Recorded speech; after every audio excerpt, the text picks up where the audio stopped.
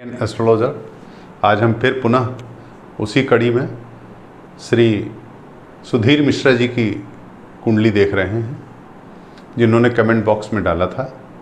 और आपसे एक बार फिर अपील करते हैं कि हमारे इस प्रोग्राम को अधिक से अधिक सब्सक्राइब करें और शेयर करें, जिससे हम आपको पूरे उत्साह के साथ अपनी जानकारी दे सकें, जो आपके द्वारा उठाए गए प्रश्न हैं उनका अच्छी तरह से उत्तर दे सकें। मेरा एक और निवेदन है कि कृपया एक बार कमेंट बॉक्स में 2 ही प्रश्नों का उत्तर पूछें, क्योंकि ज्योतिष एक गणित है और 2 प्रश्नों का उत्तर हम बहुत अच्छी तरह देने का प्रयास करेंगे। उसके बाद पुनः आप पूछें, अगली बार फिर कमेंट बॉक्स में डाल दें 2 प्रश्न, लेकिन एक बार में 2 ही प्रश्न का उत्तर जानें। इसी तरह अगर आप हमें सब्सक्राइब करेंगे और शेयर करेंगे तो हम आपको अच्छे से अच्छा प्रोग्राम, जानकारियाँ देते रहेंगे। आइए इसी कड़ी में श्री सुधीर मिश्रा जी का जन्मांक देखते हैं, जिन्होंने कमेंट बॉक्स में प्रश्न किया है। श्री सुधीर मिश्रा जी द्वारा पहला प्रश्न किया गया लड़की का विवाह। तो उनको मैं बताना चाहूँगा कि उनकी लड़की का विवाह है, तो उस लड़की का जन्मांक मुझे देना चाहिए था, उसका डेट ऑफ बर्थ, उसका टाइम, उसका प्लेस। उससे हम और अच्छी जानकारी उनको दे सकते थे। पिता से पुत्री का विवाह देखना, ये बहुत ही सटीक तो मैं नहीं कह सकता, लेकिन हाँ कोशिश करूंगा कि उनको मैं सही जानकारी दूं। अभी मैं पहले उनके दूसरे प्रश्न का उत्तर पहले देता हूं, फिर इस प्रश्न का उत्तर मैं उसके बाद देता हूं। उन्होंने एक प्रश्न किया है मकान, इनका मकान कब होगा। आइए पहले तो इनकी कुंडली बता दें हम। कन्या लग्न की कुंडली है, कन्या लग्न की कुंडली और सिंह राशि की कुंडली है। सूर्य और बुध इनके लग्न में बैठा है, बुध स्वग्रही है। मंगल और शुक्र इनके द्वितीयस्थ है। चतुर्थ भाव में केतु है, पंचम में स्वग्रही शनि बैठा है, सप्तम में स्वग्रही बृहस्पति बैठा है और राहु दशम में बैठा हुआ है। इस प्रकार चंद्रमा द्वादश में। अब इनका अगर हम निर्यण भी स्पष्ट किए हैं, नवमांस कुंडली भी हम आपके सामने रख दिए हैं। जिस तरह इनका चतुर्थ भाव है, चतुर्थ भाव में केतु है। अब ये देखते हैं कि नवमांस कुंडली में चतुर्थ भाव कहाँ है। केतु शुक्र के घर में चला गया है, जो बहुत अच्छा है, और बृहस्पति स्वयं इसका स्वामी होकर के, नीच का होकर के द्वादश में बैठ गया नवांश कुंडली में। अब अगर इसमें हम देखते हैं तो नवांश कुंडली में चंद्रमा उच्च का होकर चतुर्थ भाव में है, अर्थात इनका चतुर्थ भाव सुदृढ़ है, परंतु इसका स्वामी नवमांश में नीच का चला जाना और केतु का यहाँ होना, ये दर्शाता है कि मकान में इनके विलंब है। परंतु अब विलंब नहीं, जो दशा आ गई है, और इसका क्या कारण है, कैसे मिलेगा मकान, ये सब मैंने बना लिया है, भी प्रस्तुत कर रहा हूँ आपके समक्ष। देखिए इस समय इनकी राहु में केतु की अंतर्दशा चल रही है।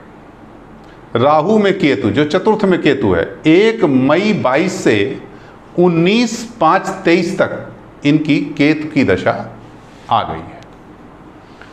यह केतु की दशा इकोनॉमिक कंडीशन को थोड़ा सा डिस्टर्ब करती है, व्यय बढ़ा देती है, खर्चे को बढ़ा देती है।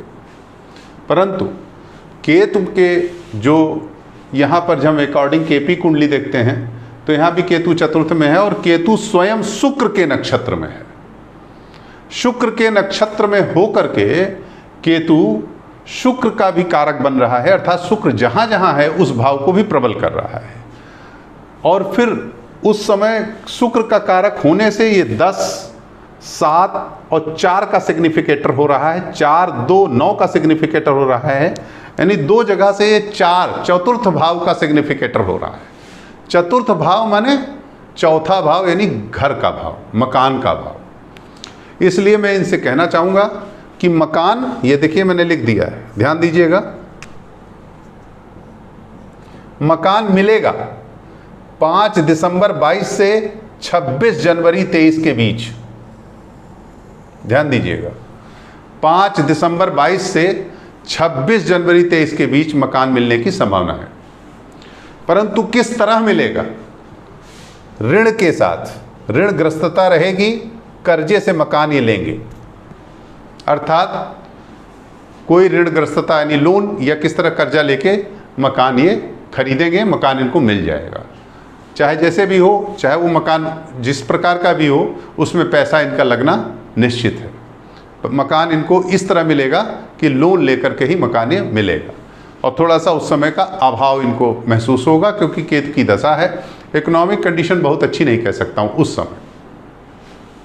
अब आइए, ये जो इनका प्रश्न है कि लड़की का विवाह कब होगा।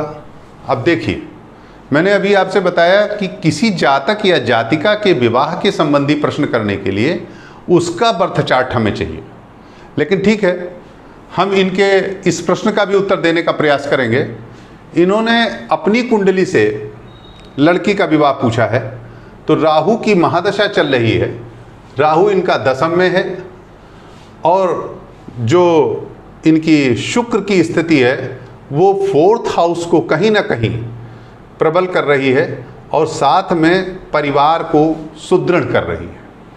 तो जब राहु में शुक्र की दशा आएगी, अर्थात 19/5/2023 से 19/5/2026, तो मैं मोटा ही बता सकता हूं कि आपके कन्या का विवाह 2023 के माह नवंबर के बाद और 2026 के बीच में होने की प्रबल संभावना है।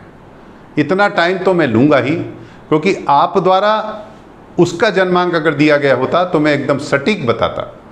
चलिए, ये भी मैं कह रहा हूँ कि इनका विवाह इसी बीच यानी 19/5 ये 2025 के लगभग में विवाह कन्या का होने की संभावना होगी।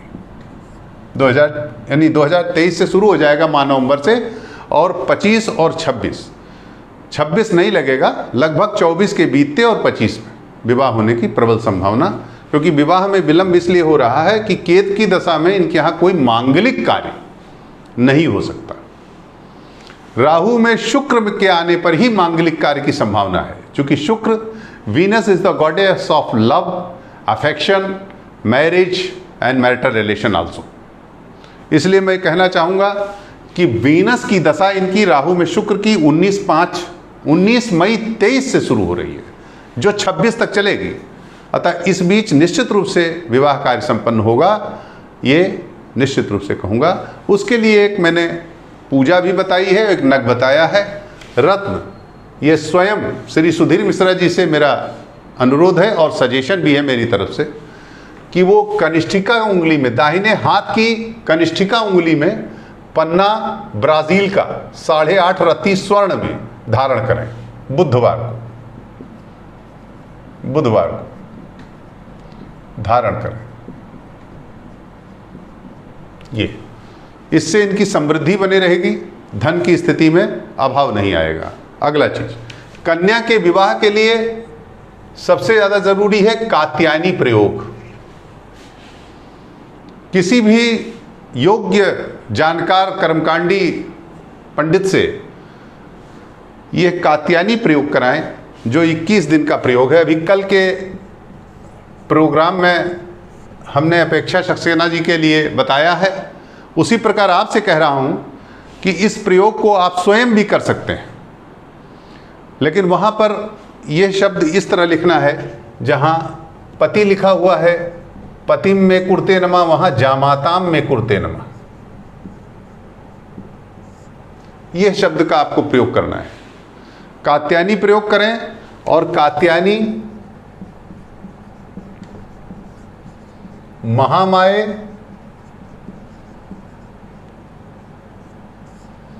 महायोगिन नधीश्वरी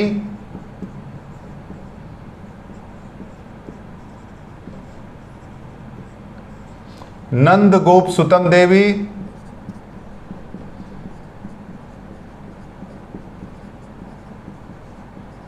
जामाताम में कुर्ते नमः,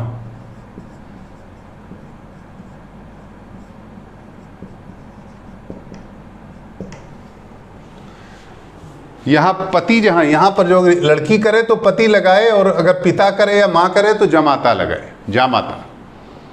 तो जामाताम में कुरुते नमः, जामाताम में जमाता, जमाताम में कुरुते नमः। इस मंत्र का 41,000 जप करना है 21 दिन में, 41,000। इससे आपको आपकी कन्या का विवाह शीघ्र होने की संभावना बनेगी।